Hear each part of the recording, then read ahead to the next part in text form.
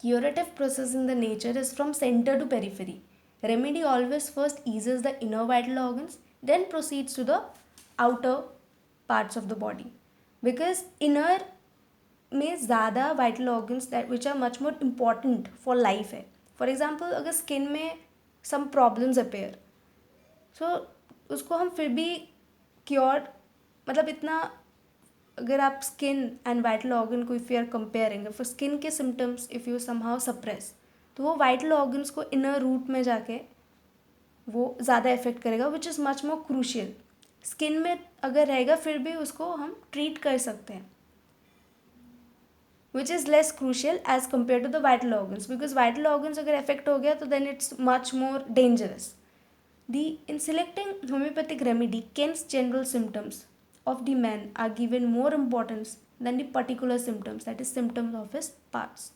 So this is Kent's general symptoms. और वैसे भी in homeopathy हम individual symptoms को तो देखते ही हैं, but more importantly totality of the symptoms we consider.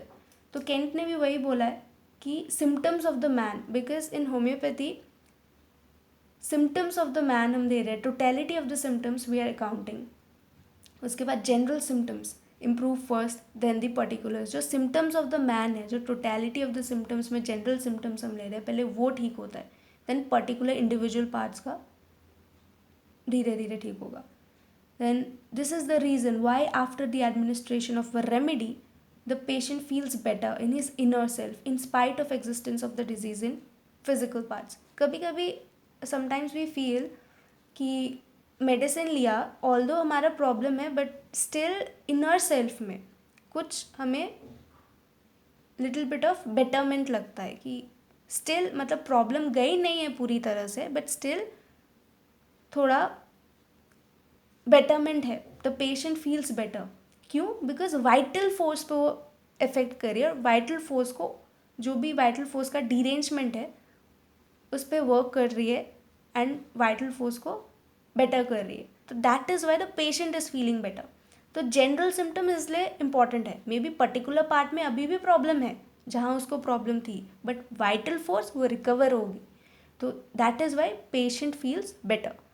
अब example respiratory as well as skin disorders पे, if patient receives the homeopathic remedy, the respiratory complaints disappears first and the skin disorder disappear, because इसमें आपको with in outward का पूरा example दिया है कि skin जो है वो आउटवर्ड में है, और जो रेस्पिरेटरी अगर मान लो दैट इज़ इंटरनल ऑर्गन, वो इनवर्ड में है. रेस्पिरेटरी फॉर एग्जाम्पल एस्थमा का आप केस ले लो, सो लंग्स जो अगर अफेक्टेड है वो इंटरनल में है. So respiratory and skin disorders receives homeopathic remedy, the remedy complaints disappears first and the skin disorder disappear.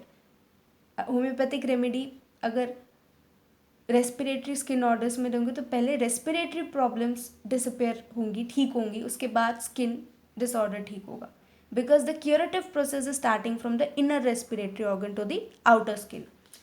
Next, rheumatic fever. Joints are affected first, then progress to heart. And in such cases, when a remedy is administered, it cures cardiac symptoms first, then finally the joint symptoms. अगर rheumatic fevers में है किसी को, उसमें joints तो definitely it will get affected. अगर वो उसको आप ठीक नहीं करते, then it will affect the heart also.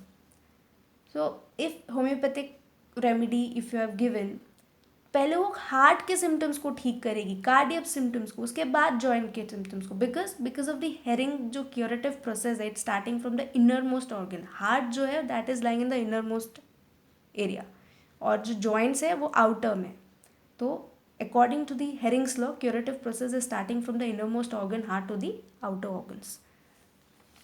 Next, number third point जो है, that is from the more important organ to the less important organ. Curative process is opposite to the disease process, and the disease proceeds from the less important organ to the most important organ, whereas the curative process is from the more important organ to the less important organ. अब जो disease है वो जब भी disease होगा ना, actually naturally भी ऐसा ही होगा। जैसे मान लो स्किन है, तो पहले स्किन पे डिजीज़ कुछ हुआ, कुछ इरप्शंस आए, देन धीरे धीरे अगर वो ठीक नहीं किया गया, फिर उसको सप्रेस किया गया, फिर वो इम्पोर्टेंट ऑर्गन की तरफ जाएगा। बट जो क्योर है, क्योर इट्स इंटेलिजेंट वे में क्योर क्या है, पहले हमें अगर किसी को बचाना है तो हमें पता है कि जो इम्पोर्टेंट ऑर्गन से पहले उसको ठीक करते हैं, स्किन को तो बाद में भी देख लिया जाएगा, एटलीस्ट पहले जान तो बचे। So when the curative process is from more important organ to the less important organ, इसलिए जो क्योर है वो चाहती है कि पहले अपना काम है इम्पॉर्टेंट ऑर्गन को बचाया जाए, उसके बाद स्किन भी बाद में देखा जाएगा, पर पहले जान इम्पॉर्टेंट है। और डिजीज़ क्या है, वो चाहती है कि उसका भी सेम ही है, फंडा इज सेम ऑल्सो, कि उसको है कि कोई मतलब लाइफ इज़ इम्पॉर्टेंट, तो वो चाहेगा कि पहले स्किन आउटर मोस्ट में वो हो, देन अगर आप उसको ठीक नहीं कर रहे देन वो प्रोसीड, तो पहले वो इफेक्ट आउटर मोस्ट को ही कर रहा है, बिकॉज उसको भी जान ही बचाना है। But these are opposite. Up the more important organs are lying to the deep of the body and less important organ in the outer parts. तो नेचर में एनाटमिकली बनाया भी ऐसे गया है, इफ़ यू कैन सी एनाटमिकली बनाया भी ऐसे गया है कि जो मोर इम्पॉर्टेंट ऑर्गन्स है वो डीपली क्वेश्चनिंग की गई है, then that we all know कि how structures are given protection, और पेरीफेरी में ये है. Next, importance of a particular organ is determined by its role and in retaining the life of the patient. वही है कि कौन से ऑर्गन को पहले बचाना है, वो डिपेंड करता है कि पता चले आपके हार्ट में कुछ हो गया देन तब तो वहीं पे मर जाएंगे, देन ब्रेन में कुछ हो गया वहीं पे मर जाएंगे. इट डिपेंड्स कि हाउ इम्पॉर्टेंट, कि 1 fraction of second में भी अगर उसकी फंक्शनिंग बंद हो जाती है देन लाइफ मतलब डेथ हो जाएगी. बट स्किन में कुछ हो भी रहा, डेफिनेटली अब डेथ तो नहीं हो रहा एटलीस्ट, तो वो ज़्यादा मतलब एटलीस्ट जान ज़्यादा इम्पॉर्टेंट है. Then both respiratory and skin disorders receives homeopathic remedy. Respiratory complaints disappear first and then the skin disorder disappears later. वही सेम फंडा is being applied here also, कि पहले रेस्पिरेटरी कंप्लेंट्स ठीक होंगी उसके बाद स्किन ठीक होगा, बिकॉज भाई पहले जान बचे तो सही. Then this is because the curative process is starting from the more important organ lungs to the less important organ skin. Same logic. Rheumatic fevers, if the example of rheumatic fevers, remedy is administered. It cures cardiac symptoms first and finally joint problems. Same way. Pehle important organs, then less important organs. This is because curative process is starting from the more important organ heart to the less important organ joints. Importance of the organ in maintaining the life and vitality played a major role.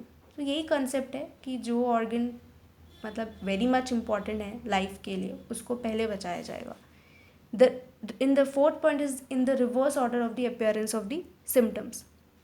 Process is very true in the case of the chronic diseases. The past history of the patient reveals. जब हम case taking करते हैं, we do the case taking, the list of the diseases that the patient had suffered within lifetime उसकी list बनाएंगे. First कौन सा symptoms, chronological order में. It is very important. During case taking the physician arranges this diseases in order of their appearance, that is the chronological order.